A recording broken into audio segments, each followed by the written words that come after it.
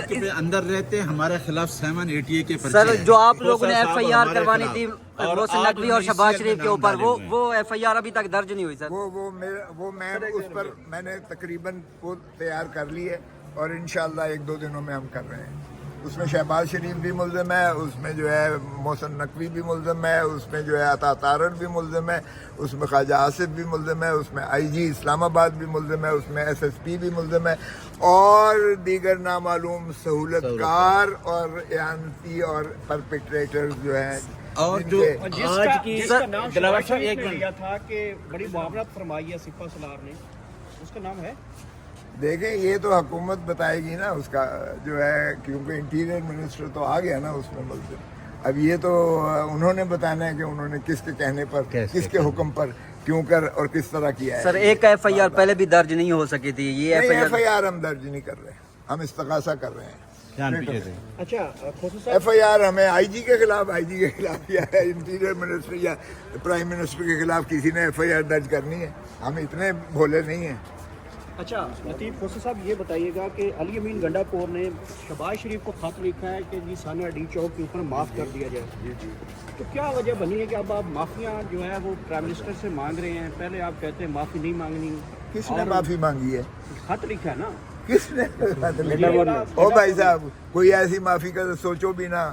ہمارا حق تھا اور یہ جو ہے ایک سمبولک ہوتا ہے ڈی چوک، اس لیے یہاں اپنا احتجاج درج کروانا، چاہے وہ صوبے سے آئیں چاہے وہ پاکستان بھر سے آئیں لوگ، یہاں احتجاج کا رجسٹر کروانا یہ ان کا آئینی اور قانونی حق تھا.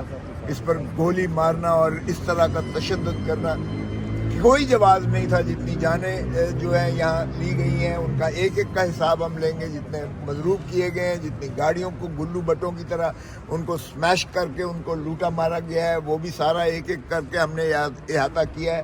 آپ کے سامنے استغاثہ آ جائے گا، ہم نے سارا وہ کیا ہوا ہے. کوئی معافی کا سوال پیدا ہے؟ ہم تو سزائے موت مانگ رہے ہیں کہ ان کو سزائے موت دیں جنہوں نے خون ناحق کیا ہے. اس لیے کہ ایک شخص کا بھی قرآن کریم میں بھی ہے کہ ایک شخص کا قتل بھی انسانیت کا قتل ہے. یہاں تو بے بہا قتل کیے گئے ہیں. سر ایک دن عمران خان سے ملاقات ہوئی تو دوسرے دن ان کی بہن کی ملاقات ہوئی تو عمران خان نے کہا جو کل مجھے بتایا گیا وہ حقیقت نہیں بتائی گئی. تو یہ حقیقت کیوں چھپائی جا رہی ہے سر؟ کیوں سر؟ ایسی تو کوئی بات نہیں ہے. باہر کا جو انہوں نے کہا ہے اس کا تو میں کوئی جواب نہیں دے سکتا ہوں، لیکن خان صاحب کو پورے بتائی گیا ہے اور انہوں نے ہدایت کی ہے کہ پارٹی جو ہے ان کے خلاف نالش کرے اور ان کو سزا دلوائے، تاکہ عوام کو ہم یہ جو ہے سرخرو ہوں کہ عوام کے حقوق کی خاطر ہم جد و جہد کر رہے ہیں، ہم لڑ رہے ہیں اور ان کے ساتھ ظلم اور زیادتی جو روا کی گئی ہے ہم اس کا ایک ایک کا حساب لیں گے. یہ خان صاحب کے یہ حکم ہے، ہدایت ہے اور میں اس پر جو ہے پوری طرح کام بھی کر رہا ہوں اور انشاءاللہ وہ تیار ہے. تو ایسی کوئی غلط بیانی نہیں کی. 27ویں عین ترمیم کے حوالے سے شہر اقتدار میں باتیں گردش کر رہی ہیں، پھر پاکستان تحریک انصاف کا موقف کیا ہوگا؟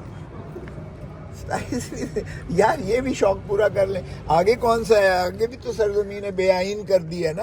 آگے بھی تو عدالتوں کو اپنے غلامی میں لے لیا ہے نا انہوں نے.